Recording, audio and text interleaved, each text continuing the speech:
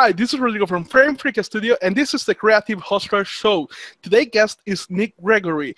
This is a really interesting guest because even though he was from Australia, and even though he wanted to do art in the beginning, somehow he went into professional wrestling for many years, won many championships. He even debuted in America and also in Australia.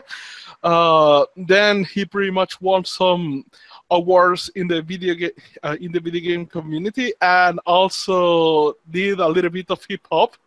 Then he jumped to LA and started working in art, and he was able to work in Cartoon Network, Disney, Thinkwell, and pretty much his portfolio is amazing. So I think we can get some really interesting experience from this interview. So welcome, Nic. Thanks, Rodrigo. I'm happy to be here. So for the people who don't know about you, can you tell us a little bit how all that happened? Yeah, sure. Okay. So to take you back to the very start, when I originally got into art, and it was always a passion for me that I wanted to follow for my entire life, it was animation that got me first. So my dad always used to watch it at home. He's a big kid at heart. And I'd watch Hanna-Barbera cartoons, Nickelodeon, Disney, all that stuff. And it was so entertaining to me. I was like, this is something I have to do. And Ninja Turtles was big on me too. I used to draw that every day of my life. So I was doing that for years. And then I got to end of high school and had to decide, do I go ahead for animation or do I try for graphic design? Because my teachers had told me graphic design is where you make the money. And I was like, well, that's pretty tempting. I need money to pay the bills. So I thought about it long and hard and I took graphic design. And I studied that, and I kind of followed that for at least 10 years. But on and off, I was doing these other crazy things. And animation was always in the back of my head. Like, I used to think about it all the time. Why didn't I go after animation? So one day, I'm sick of graphic design. I decided to myself, I'm going to follow another passion, because I felt like animation was the impossible thing. And for some reason, I liked professional wrestling. I saw a live show, and that was the first sidestep away from the artwork. So I did pro wrestling for 8 years, and I was a manager. I was an in-ring competitor. I met my wife there as well. She used to be a wrestler too. So that was an amazing experience. But still, it was something creative. I always chose creative things. And then after that crazy adventure kind of wrapped up, I was also doing hip hop music and getting into that. And I'd been into hip hop since I was maybe like 12 years old, maybe even earlier than that. And I started producing it. I started performing it. And I went on stage and I did some cool things. I had an album, I had music out on radio in Australia, performed with some groups from there and America as well. So that was the second big sidestep. And in the back of my mind, all the time, I'm thinking animation. It's still my passion. It's still my love. And then I get bored again, and I'm like, well, for some reason, I wake up one morning, and I don't know why I thought this.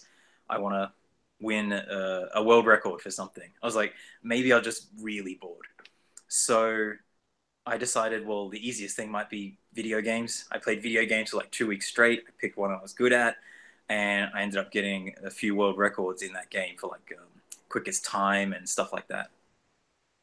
So again, I finished this cool thing in another sidestep, and finally I reached this point where graphic design is just too much as a side job, and I was like, okay, I have to go after animation.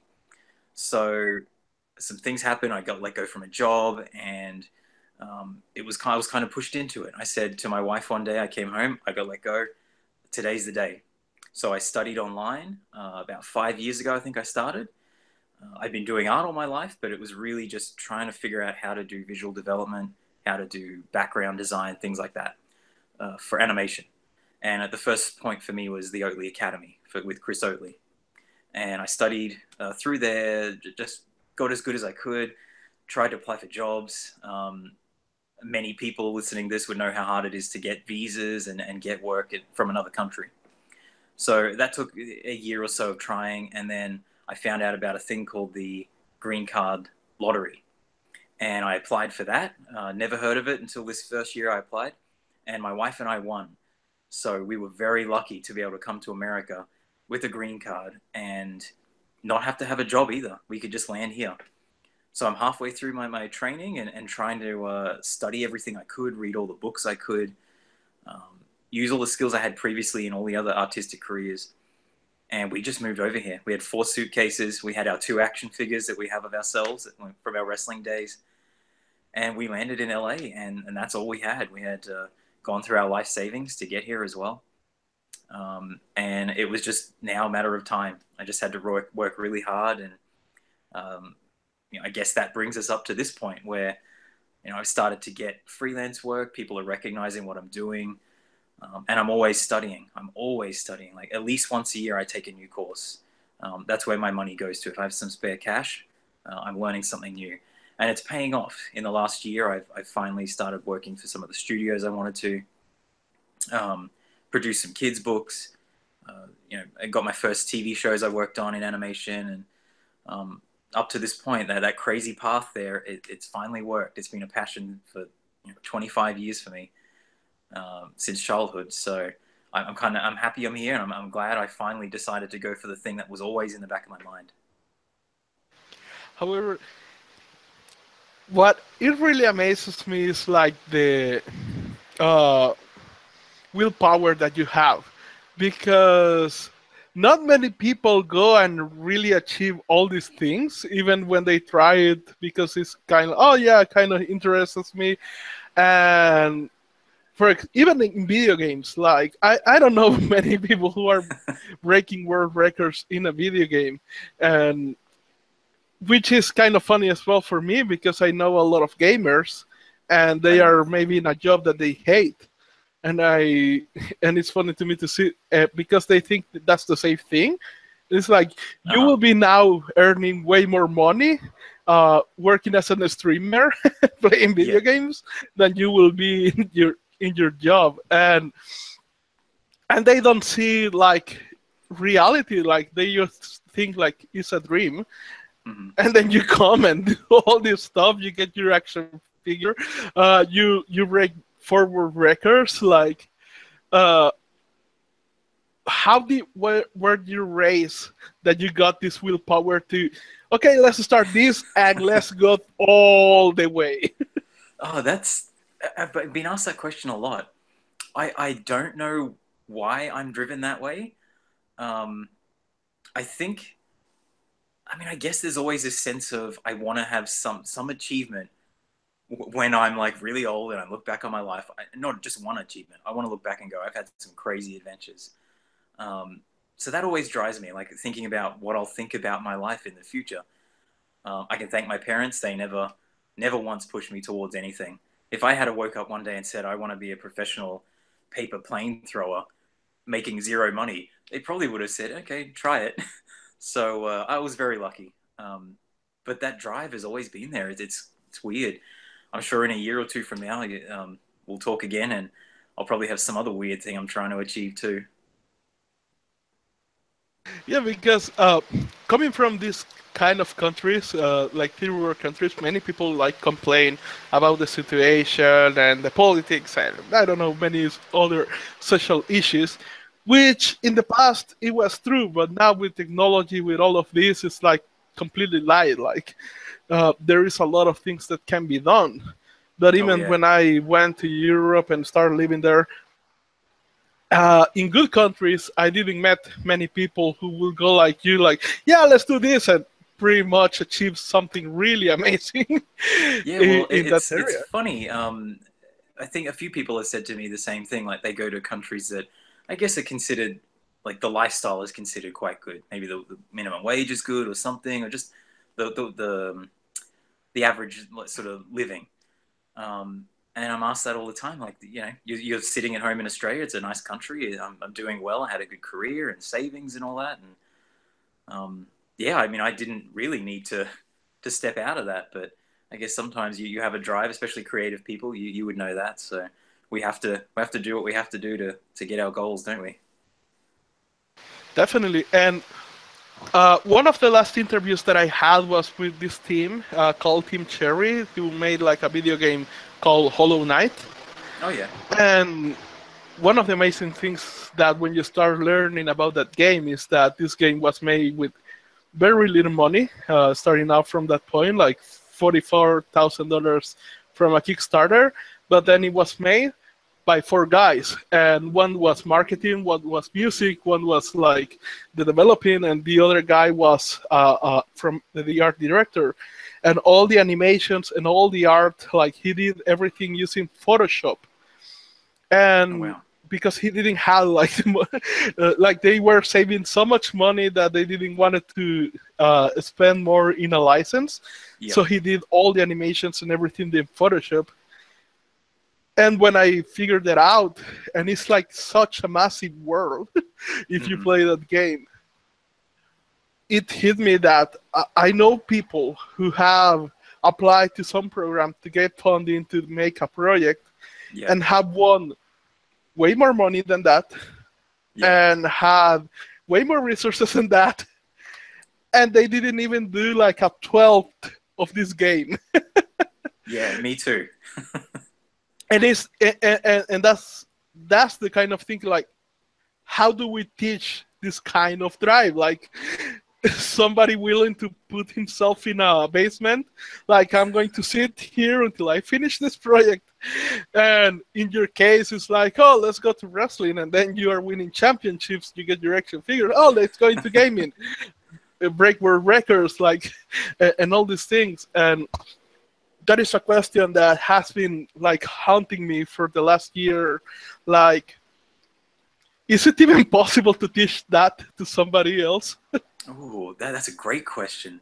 I've thought that a couple times myself. Like, I guess when I'm getting near the completion of a goal, I will think to myself, someone will ask me, how's it going? Or you're almost finished. And I've thought, how does that rub off on someone else? Like, how can I influence someone else's drive? I don't know, other than just setting an example. Like, like I said, I don't know why I'm driven that way. Um, but I guess that it comes down to, if you're passionate about something, and something makes you nervous, like if you get butterflies in your stomach, don't step back, step forward. That's like the best piece of info I can give someone. So if you wanted to wake up tomorrow and build, I don't know, hot rod cars for a living, and it made you nervous because you had to get some money, you had to do it, just take the first step. That's all it is. Like, take the first little step, figure it out. And I think a lot of people don't do that. They sit back, um, they get nervous, and then they overthink things. And maybe that's my good quality. Maybe I don't overthink things. Like, I remember the first time I did hip hop music, I'd never performed, I'd never sung, never like rapped in front of anybody ever in my life. I applied for a festival, and when I turned up to the festival, they told me that over the course of that day, there was about 10,000 people in this park. So no one had ever heard my voice till then.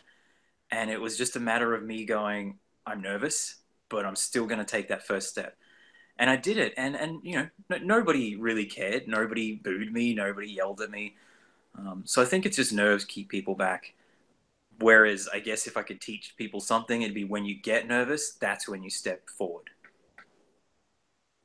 You know, something that on the same topic happened kind of similar to me when I was Yeah. younger and in a better shape and way more stupid. And then this show came along called Jackass in MTV. Probably you have seen it. Yeah. And we completely love it. And with our friends, we were doing like idiotic things like that as well. And I just love this Johnny Knoxville. He was like, "Hi, I'm Johnny Knoxville. Welcome to Jackass," Yeah. and we will do some similar things. And it was like you just described. You feel the fear, and it's like, oh, okay, now this is the sign to do it. Like, if you feel the fear, this is the sign to do it. Exactly. And that's what I took to entrepreneurship when I started the companies and testing things. Every time that I feel the fear, it was like, oh, now I have to do it. It's Yeah, like, good. and people are telling, oh, like, you are so smart. No, it's actually because I'm dumb. Like, I think you just described both of us. like I just feel this moment again, like, hi, I'm Rodrigo Flamenco, welcome to Jackass, and do something really stupid. And many times it works and many times it doesn't, but at least I learned something about it and then redo it again and again and again and again. Exactly. Yeah, I think you just hit the nail on the head there. You can get nervous, do it, even if you make mistakes, even if you fail, even if someone boos you, even if someone tells you you're doing something wrong. Like, I mean, we're learning from our mistakes, and I guess, like you said, maybe we're just dumb enough to go ahead and try that, and it doesn't hurt. I mean, we achieve things we want to do, so that's a good thing. And one of the things that held me back in the beginning was like really the logistics, like the really how do I do that? Like if I know the steps on how to do something, I will do it. But thanks to the internet and started getting better, like back in 2012, things started coming up like really great courses at the time that we could learn. YouTube channels start popping up Yep. that weren't about cats and were about teaching really good stuff. And I just started taking that out. And from a lot of time, I truly thought that the reason that most people didn't do things was because they didn't knew how to do it. But then I started giving like speeches, entrepreneurship events, things like that, and I gave all my secrets. Yeah. This is the roadmap, like figures, numbers, everything. Like you can take this thing, put it to run into your own idea, Yep. and start testing from that. And still, people didn't do anything. And then many years later, I understood that it was that people were emotionally and mentally weak because the kind of if they feel some discomfort, they will just not do it at all. And that's what Yeah. this is like very interesting. Yeah, I think that's a big issue for artists in particular. If I have any friends that are, whether they're trying to get work, trying to get a personal project going, I feel like that's such a common thing with artists. Like I could say maybe 95% of artists feel that, and I feel it too sometimes. Um, but yeah, it's a hard thing to say I'm going to be nervous about something and still step into it. Like I'm going to be nervous about learning, or like you said, you don't have the info. Who cares? Make the mistake to learn the information. And I'm sure you've done that, and I've done it. I do it every day. So it's a tough thing, and I think if anyone's listening to this and takes anything away from it, next time you're nervous about any little thing, just take one step into it. Just do one little thing, and most of the time you'll find it's not going to hurt you. It'll turn out good. Definitely. Also, I assume that by doing all these things in your past, like it didn't give you like a lot of time to practice your art and become like a really good artist.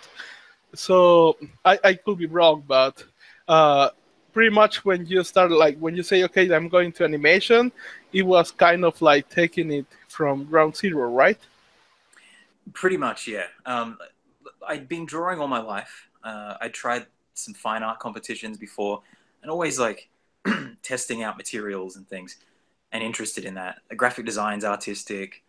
I'm always creating and so on, and using Photoshop and doing digital art.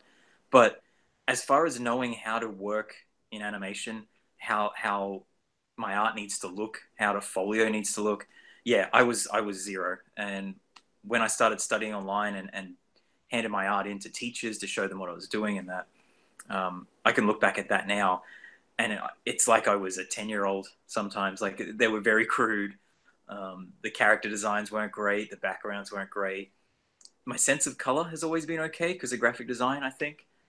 But yeah, it was zero for me, and that was 5 years ago. I like it hasn't been that long where I went, okay, animation is the focus. Figure out how things should look. And every year, like I said, I study something new. And I'd say 2, 3 years in, it paid off. I got freelance, and 5 years into that sort of heavy studying for animation, yeah, I can feel it coming in waves now, and things kind of sink in better. And I wonder too what would have happened if I had started before the wrestling and the hip hop, like where I'd be right now. So I've done a lot in 5 years, and I'm excited to see what happens in the next five too. And this is the cases that interest me the most because so far I have most of the people I interview is like the template story, like they were drawing since they were in school, getting in problems with the teachers because they weren't paying attention and they were making cartoons and things like that. Yep.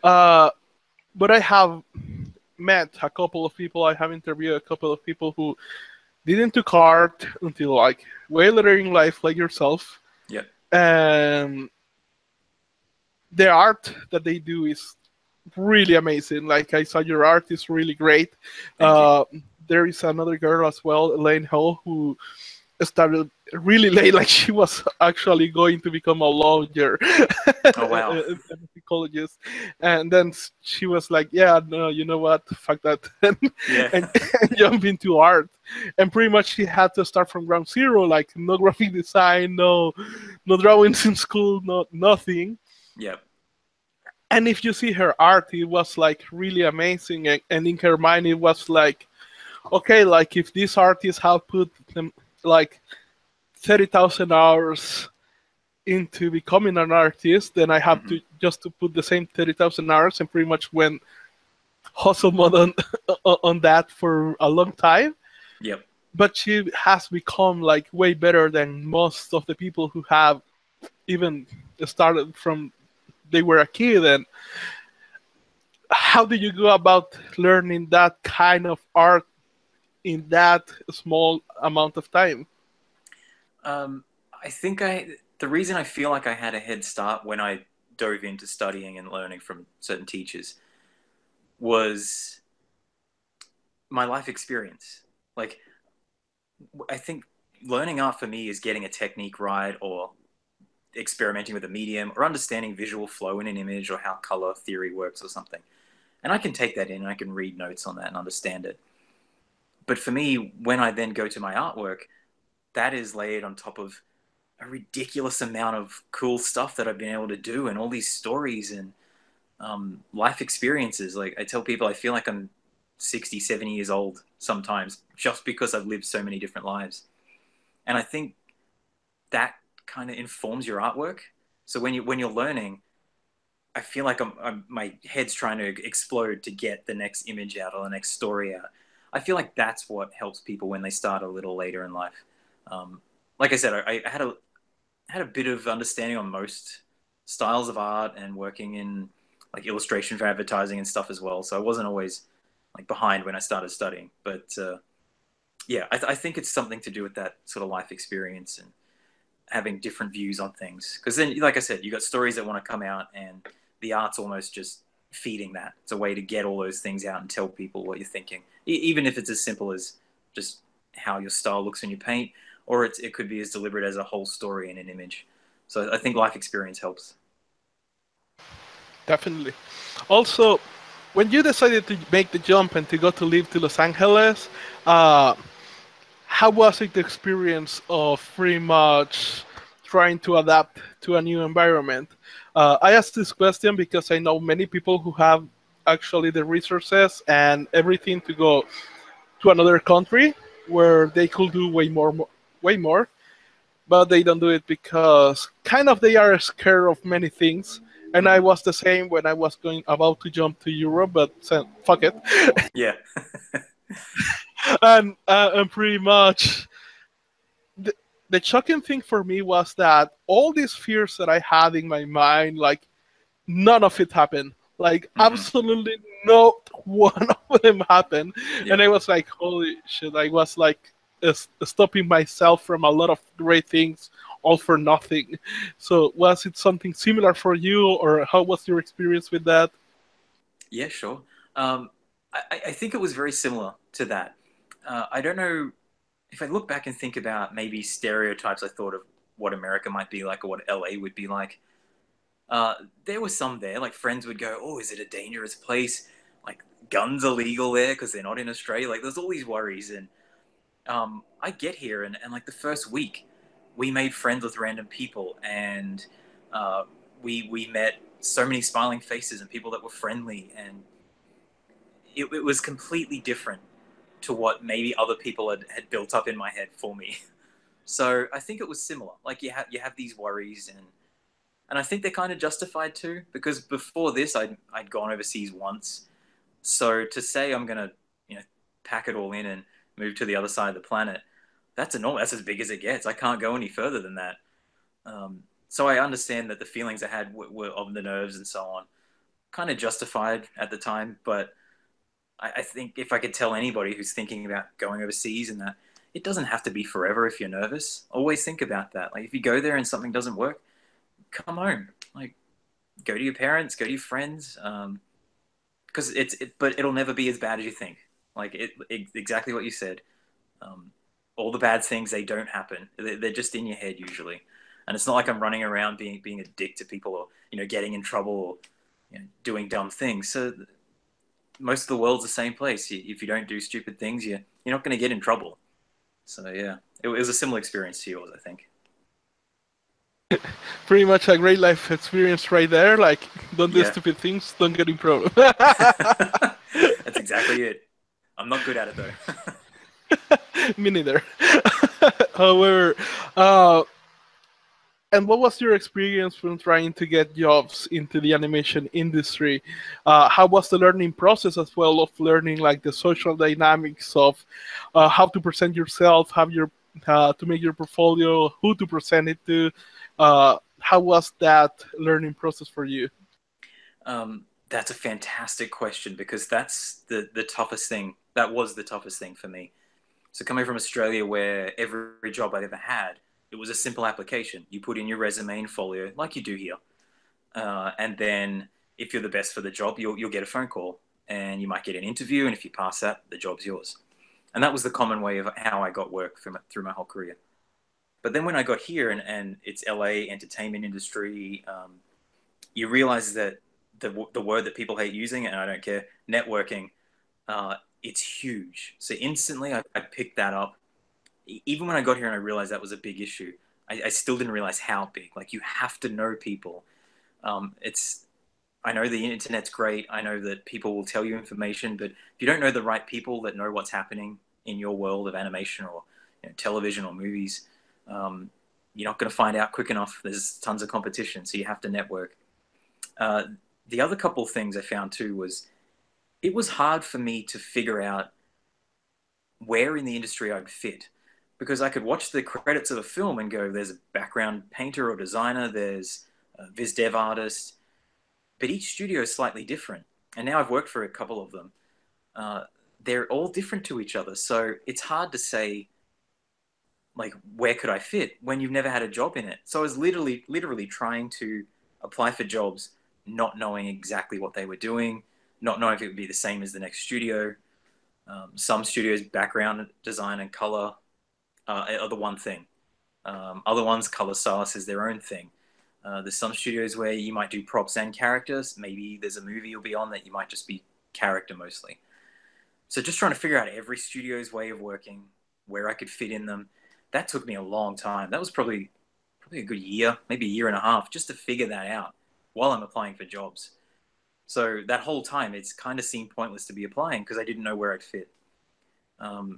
So that's a good thing for me to be able to tell people is really just contact recruiters, contact people at the companies, and figure out what each position means at different studios because they differ slightly. And then you can tailor your folios that way, which is what I can do now. I can put things that suit that studio for that particular position. And it makes it a lot more work, but at least I know I can get a job now because I know where I could fit. And it took me a long time to figure that out. So that's probably one of the big tips I'd give a person trying to get into the industry. Figure out where you'd fit and then go for that. Don't just be like, I'll do viz dev, because that could mean anything. Like pick something you specialize in, at least for one studio. Nice.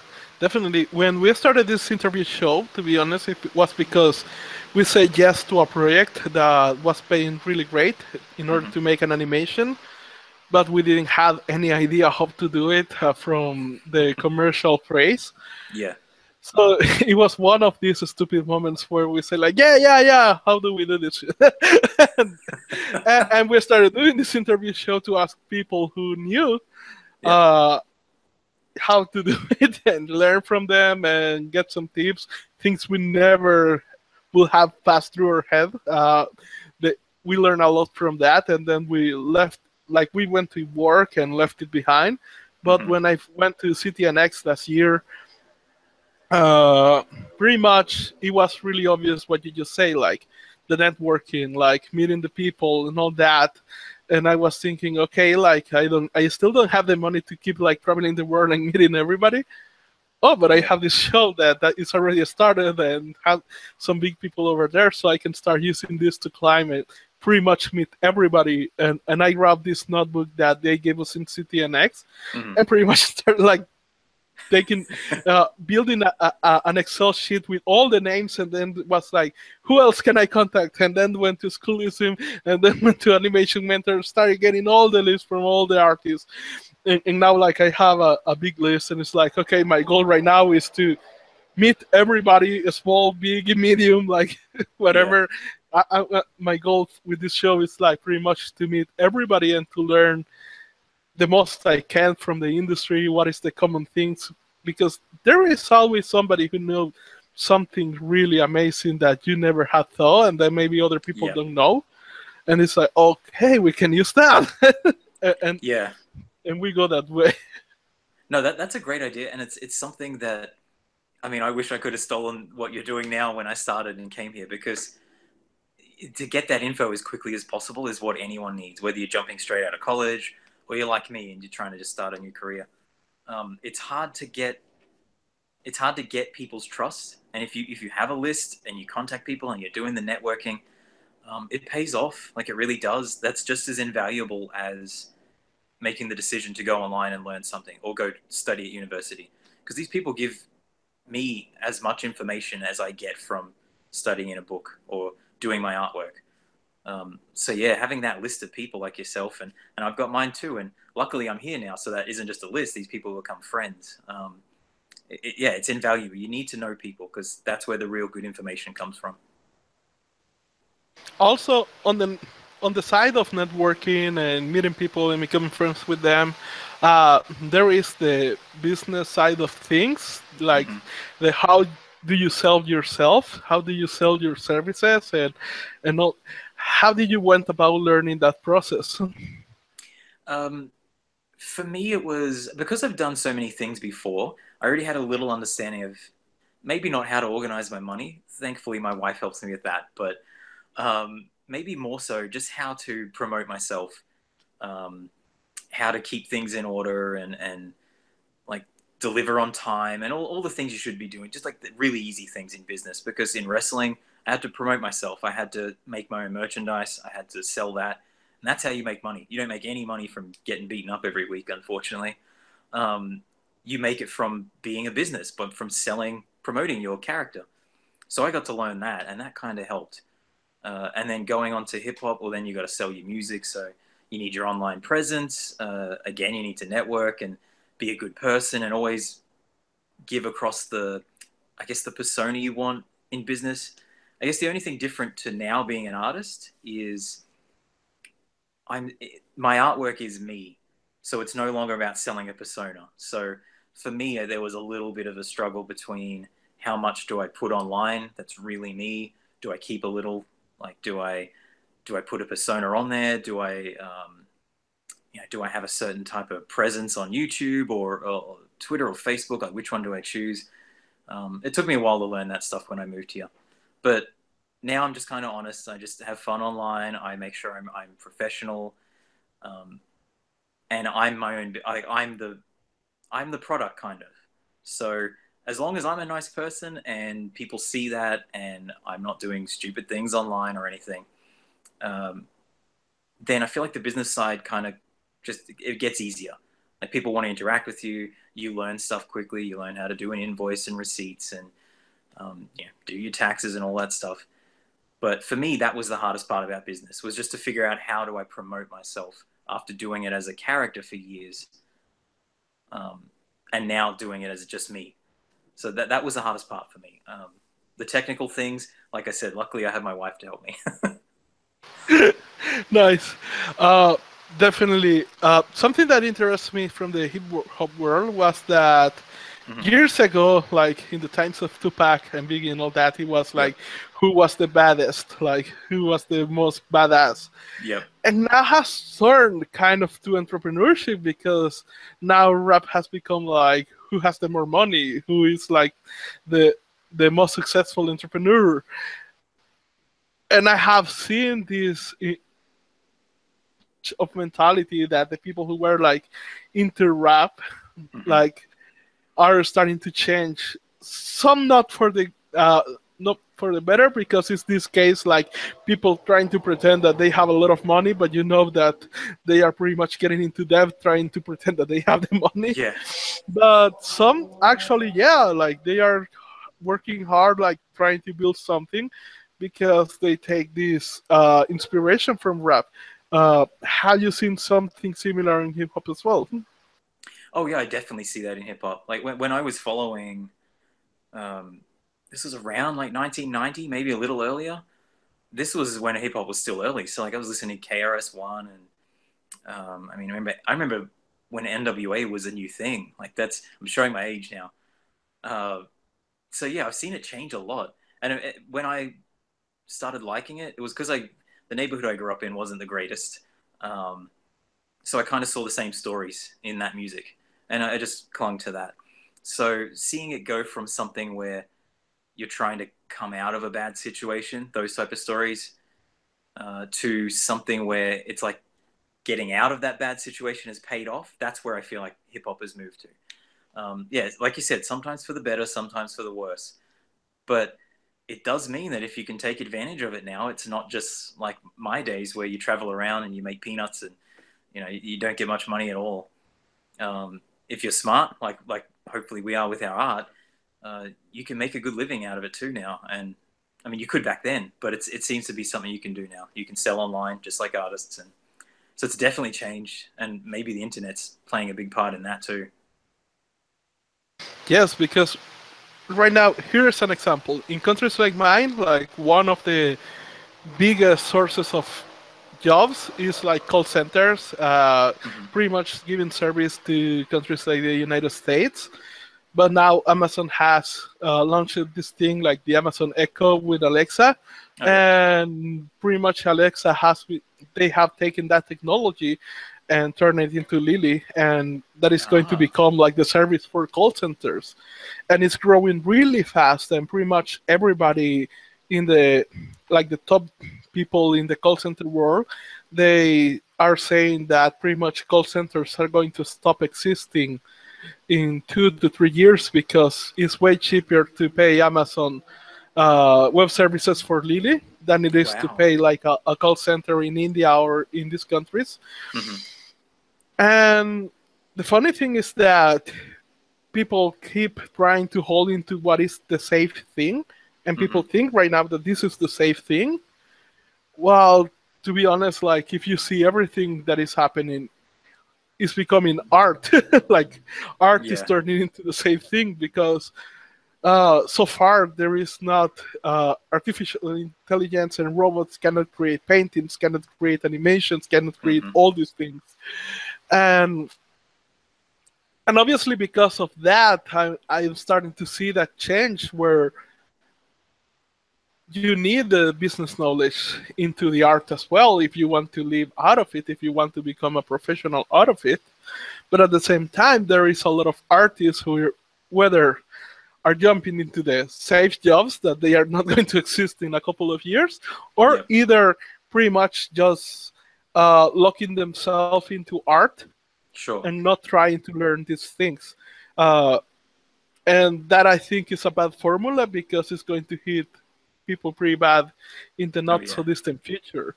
Yep. How do you think about that? Ooh. Well, I guess to go back to what you started with saying like the call centers maybe being extinct in 2 or 3 years. I guess when you relate that to artwork and how technology affects things and so on, um, there's always going to be change. There's always going to be things that push out different industries, particularly in art. Like art's always changing, and in our lifetime, it'll keep changing.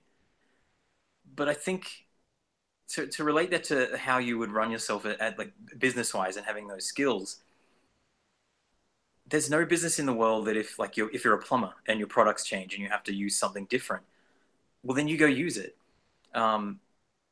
So the same thing has to go for artists. If you're treating yourself like you want to make money and you're a business, you have to adapt. It's sad. I mean, it's sad that the call center jobs are going to go. It's sad that traditional animation, like 2D art, became the lesser over the 3D. But you have to adapt. The only thing I could tell people is if you really had a passion for something as it's changing, add to your skills. Don't just like let something die. Like if you're good at 2D animation, keep doing it yourself, and then work in 3D art. Like, I mean, I don't know how you could do that as a call center person, but if you love talking on the phone, maybe start your own business. There's one of those things again. If you're nervous about something coming up, take a step into it and try it. So you have to always be thinking business-like and adapting and learning. But at the same time, I don't think people have to forget about the things that are going to change either. I think that happens too quickly right now. I feel like every 5 years, something new happens and we've forgotten what happened the previous 5. So yeah, you have to adapt for your business, but for yourself, don't let everything go. Particularly 2D animation. Definitely. I really loved like the traditional 2D animation, but at the same time, I do know people who were like so close into the idea that no, this industry like uh, I don't want it to change, so I'm not going to adapt or anything, and pretty much they went out of jobs. And the funny thing is that I know some of them, and they actually think that it's going to come back. That this is just like, oh yeah, it's just temporary. Like people are going to realize that 2D animation, like traditionally superior, is going to come back. And it's like, have you seen augmented reality? Yeah. Have you seen virtual reality? This is not coming back. Like, yeah, I know. And what really amazed me, like one of the most common objections that I see people who are into this kind of art not to want to jump into 3D is that 3D is like this technical kind of thing, like very rigid, computer kind of stuff, skills that is not fluid. Pretty much, they like this fluidity. But then I put myself, like when I went into Sweden, I was taken to a makerspace and they put the virtual reality headset and gave me 2 controllers and started creating the art. And it's like, this is 3D art with the hands. Like, yes, this overrides all the objections that people had about learning 3D. Like, this is doing it with your hands. This is the flow. And then I realized that next to me there was like this mannequin, and apparently there were a team that working there doing cloth design. And what they did was taking like the mannequin, putting it to the center of the 3D set and the virtual reality set, and started designing the clothes on virtual reality. And I was like, holy, that's fantastic. Yeah. And it's like, what? Yeah. 2D traditional animation is not going to come back to Disney, Pixar, and things like that. But this is another level. Like, this is worth learning, and this is worth adapting. Exactly. Like, I feel like I will always love 2D traditional stuff, the things I grew up with, more so than anything I see nowadays. Doesn't mean I hate what's out there, but it's always what I'll go to. But when that was becoming a thing, when animation was first becoming a big thing, when Walt Disney was getting his company going too, like at that time, it was the new thing.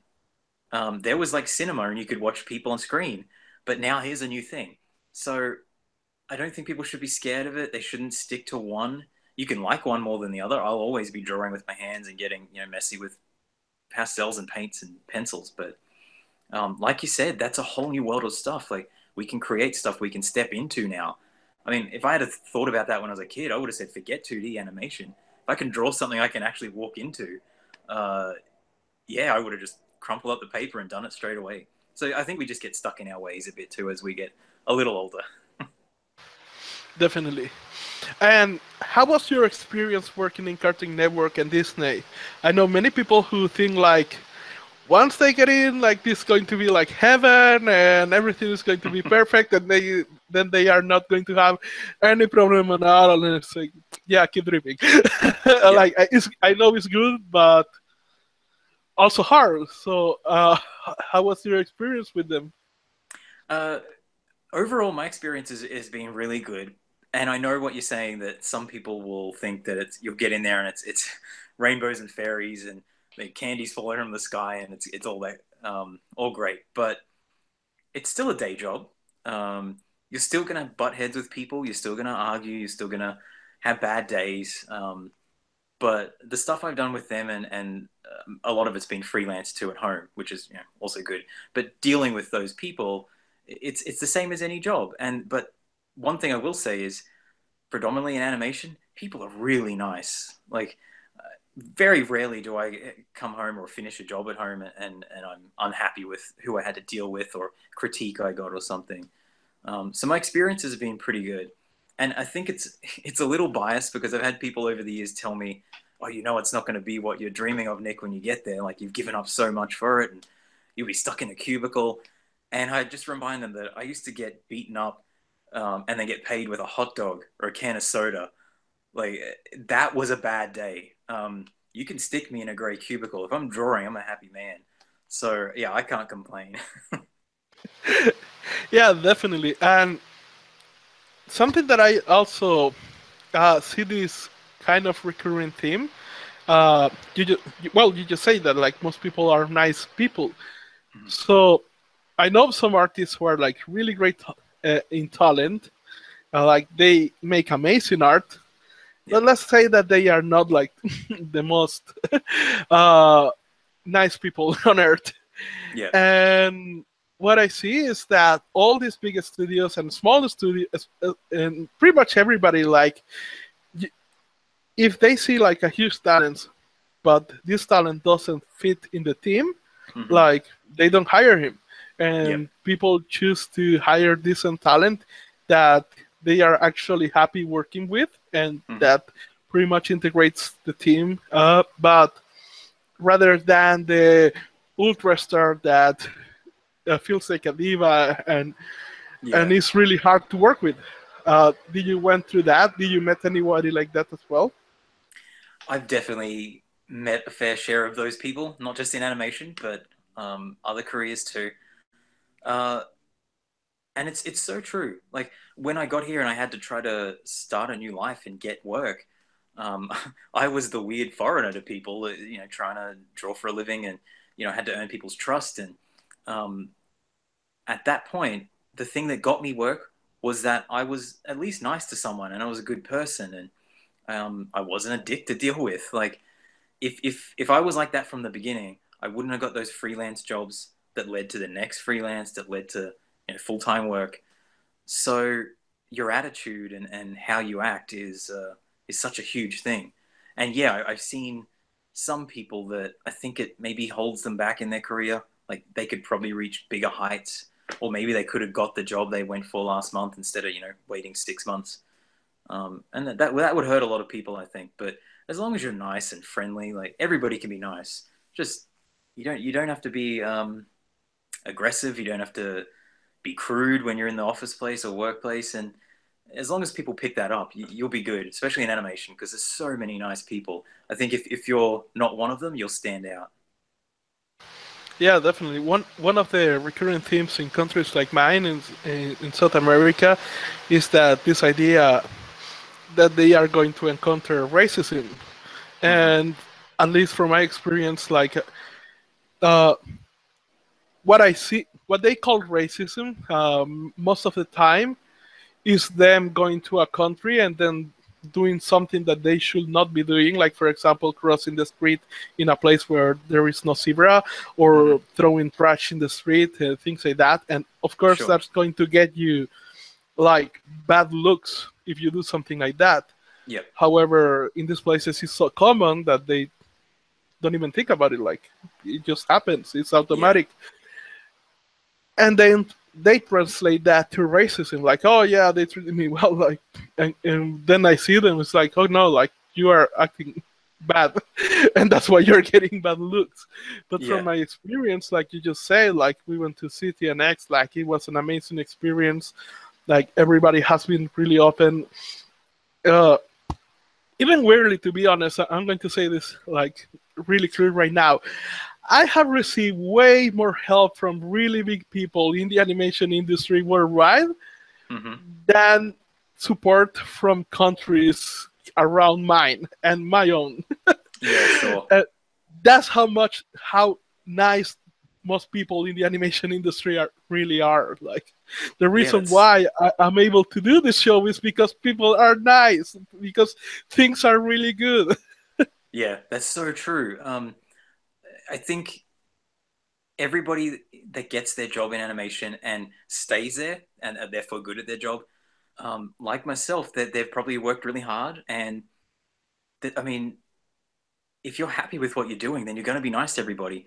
So imagine there's like, I don't know how many animation artists there are in this city, but let's just say there's 100,000 people.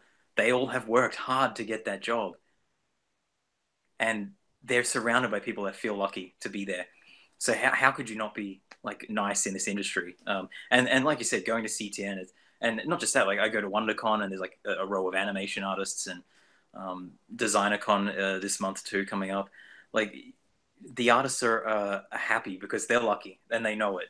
So it's a cool place to be in for that reason. Definitely.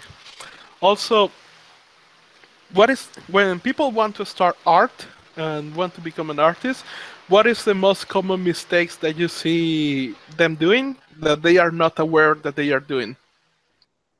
Okay, I'm gonna try to relate this to how I started because it wasn't that long ago when I took those first steps.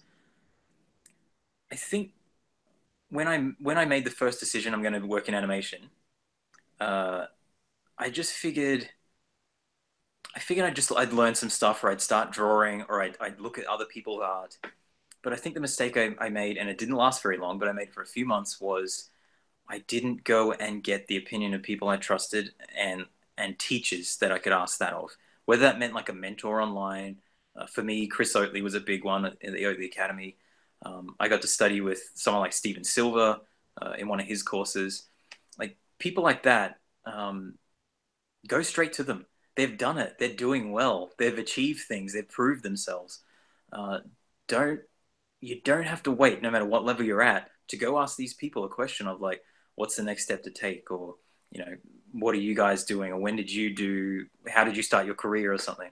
So for me, the if you're getting into animation or art in general, find the people that have done what you want to do and ask them a question. Because again, back to what we just said, people in this industry are pretty damn nice. So if you're going to ask or annoy anybody, annoy these people because they're lovely and they'll probably answer any question you have. So if you're starting out in art, whether it's animation or not, yeah, find the people you like, your influences, ask them questions because those people gave me information that put me 6 months ahead instantly, like one sentence, and next thing you know, I'm better as an artist, or I have more drive, or whatever it is. So yeah, pick those people's brains. They know what they're talking about. Definitely. Uh, Something that I want to ask you, and it's kind of a tricky question. Hmm. What was something that you didn't expect it at all from this career that became true and is really important? Ooh, good question. Something I didn't expect. I I guess I probably didn't expect. I think going back to what I may have said earlier, I didn't expect there to be so many little differences between job positions. I was so naive when I started out that it was as simple as if I can draw a character, or I can draw a background, or like trees and a hill, then it's one or the other. I'm going to be character designer, or I'm going to do like environments. And then if you're a viz dev, you get to do it all. Like that. That's all I thought. There was three things. So I was a little naive. And I think, yeah, what I didn't know then was there's things you can specialize in. You can find the company that suits you too. Like, you don't have to just go find the job that suits you. Find the company that has the role that suits the way you work too. And it might take you longer to get there than if you just applied to everything. But that's something I didn't realize, that there's certain places that'll work for you, some that won't. They're all different in their little ways. And now I know that, I feel like the world's opened up a bit. I feel like I can focus more on where to go, where to take the next step, rather than just like, jumping forward and hoping someone hires me. Like, I can pick where I want to go now, and I can tailor my artwork a bit better. So that's definitely something I learned at the start and I didn't know. Awesome. On the other hand, what was something that you completely expected that became true and it's really important as well? Yeah, that's an easy one. The one for me was doing, like, people would refer to this as thumbnails, or starting out like your initial sketch with just simple shapes, making like the very start of it appealing. And I know that, and you're taught that from like every person I study with, whether it's character design, whether it's backgrounds, whether it's just doing a thumbnail for any old picture. Doesn't matter what art you're doing.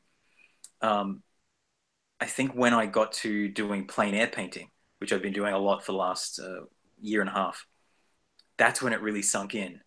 And I knew this would be important, and it keeps getting more important, that if your picture doesn't look good at the very start, when it's the most simple, it's not going to look good later.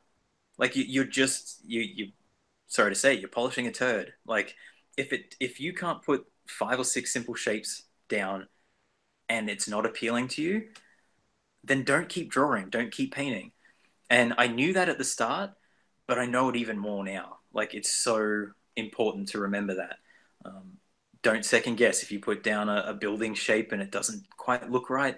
Just erase it. Like, that's the simplest stage. It's the least amount of work to change things. So that's really stuck with me, particularly with the plein air painting. Because when you're out for an hour in the sun, you don't want to stuff around. You're gonna get burnt if someone's gonna come up and weird behind you, and you just want to get out of there quickly. So get that sketch right in the beginning. And I knew that when I started, and it's cemented in me now. It's like, you have to get it right at the start. Awesome. And lastly, there is a question. This is a really hard question, but it sometimes gets me really interesting answers. All right, bring Uh, it on. let's say, let's say you wake up in a whole different dimension, and nobody knows about you, but you have all your skills, all your knowledge. You have $500 in your pocket. Uh, what would you do to get as soon as possible at the professional point that you are right now? Ooh, I can answer that because I've done it. I did it with $200. I So imagine so. yeah, I'll just tell you the story. So a few months into moving here, we're working really hard. We're trying to get jobs, earn people's trust, network. So we got to a point where we're down to $200, and that to me was, and I'm in another country, so this story is so true. That's my other dimension. Um, so for us, it was, you have to take a breath, you have to stay calm, and buy a soft serve ice cream. That makes me happy, and I'll start there. And then from that point, I'd buy art supplies. I had my knowledge already to produce the work I've already produced, so I could do that even quicker again. And I'll draw on a tree and rip the bark off, or I'll draw on a newspaper on the street. Just get something together. I'd borrow someone's iPhone, make it digital, and I'd just make sure instantly I've got my presence online, I've got my digital artwork, and just keep drawing from there, painting, sketching, just get it done as quickly as possible. While I'm eating soft serve ice cream, I'm drawing away and I'm happy. So, and that's exactly what I did. I had to take time to calm down and remember that it's not the end of the world. I'm not dying. Just keep making art, keep making it good. Look what's out there and make it just as good as those people. And that's exactly what I do. I wouldn't overthink something like that. It sounds terrifying, but yeah, get my ice cream, start drawing. Awesome. Also, you are going to be present in CTNX this year, right? Yes, yes. I'm actually just starting to plan now for what is my feature pieces for the event. Awesome. Do you have already your booth number where people can find you there? Oh, I'm so bad. I've forgotten it already. um, here's a hint. Look for the bald guy with the plaid on his chin. I look like a balloon. You can't miss me. And I'll have lights on my table. But yeah, and you won't miss my artwork too. This year I've got something pretty special. Um, I'll give you a little taste of it. I won't tell you all what it's about, but it's Snow White themed for the anniversary in December for the Snow White film, and it's going to have lighting, animatronics. It's going to be a big piece. You won't miss it. So keep a lookout for that. And there's going to be little print versions of those two to sell at CTN. I'm really proud of what I'm making this year for that, and I'm pretty sure they'll go pretty quickly too. Awesome. Please take a lot of pictures. I want to see that. Oh yeah, for sure. I'll put them all over my social media. Also, is there any last advice that you would like to give people who are starting out that we haven't talked about into this interview? Um, I guess I know before we talked about having the nerve to do things like when you're scared of something, but I guess to take that a step further, um, I would dare someone right now, like someone listening to this, if you're listening to get inspiration or you're working at work and you don't like the place you're at or the job you're in, and just me saying this is making you nervous, like, oh, that's so true. Like, I want to get out of here, or I want to start a new career. Take the first step. Like for me, it was as easy as, applying to a course online and studying for a couple of weeks. That's not that big. I can save $500 up and pay for a course. Like if that's what it is, then do it. So if someone's listening to this and they're nervous, that's what I'm doing right now. I'm daring you to take the first step to try something new, and follow a dream or get better at art, whatever it is. Nice. There is something that I want to expand on that thought. Yeah, Uh, sure. Living from this country, which is a very violent country, has a lot of Hmm. problems. I even had some encounters with being almost dead in a couple of times, and luckily I'm still alive. Wow. But obviously, in the moment, doesn't feel that great. But Hmm. over time, I think that became like kind of my unfair advantage, and I even get this coin called that it says memento mori, which is pretty Oh much wow. remember your death. Uh, Because this comes back to the point that we talked that most people don't like to go into things that make them feel emotionally bad or something like that, and talking yeah. this type of topics, they don't like it and they retrieve. I don't Hmm. think remembering your death is actually depressing, but kind of is a truth. Like you're going to die is the truth, and that helped me out to make like a lot of decisions in the last years, because it's like, well, yeah, you already had like 5 encounters, really bad encounters with this. Like you're very lucky to be here. Uh-huh. Like it for me it's like really present that something can happen anytime, and that's it. And then I wouldn't have done anything, and that's part of my motivation. That's fantastic to hear because I mean, not fantastic that bad things happen, but it's fantastic to hear that you took something good out of it because similar things have happened to me. Like things have scared me in life, and I've had some physical ailments that kind of pushed me to the edge. Like I could have died, and that's always in the back of my mind. I'd hate to think that that's what it takes for most people. So hopefully, people could listen to us talk and go, well, any day these things can happen to motivate people. So don't wait for that. Just get a move on because we've been through it, and you can do it. Yeah, definitely. Like some of the times were because of bad situation of the country, that being in the wrong place at the wrong time. Hmm. Some of the times were because we were doing something really stupid that we shouldn't be doing, and we did it Uh-huh. anyway. But yeah, like if you can learn from us, like obviously I don't want anybody to be that close to that anytime, but Yeah. uh, so learning from us. Yeah, Uh, exactly. and lastly, if people want to find you online, where is the best place to do so? First stop would be my website. That's nicgregory.com, and that's spelled NIC and the name Gregory.com. All my links are through there, all my artwork and stuff. And if you go to social media and search the same name, NIC Gregory, I'm on Twitter, Facebook, LinkedIn, Instagram. That's one of my favorites. I put all my plein air paintings on there too, which I'm proud of. So yeah, just search me on Google or my nicgregory.com site and you'll find me. Awesome. Thanks a lot for being here and sharing your experience. It has been a truly great, amazing episode. Thank you very much, Rodrigo. I had a great time. And please, if you like this episode, click the like button below and also share this interview with your friends. And if you are hearing us from iTunes, then please give us a review. And thank you for being here. Until next time.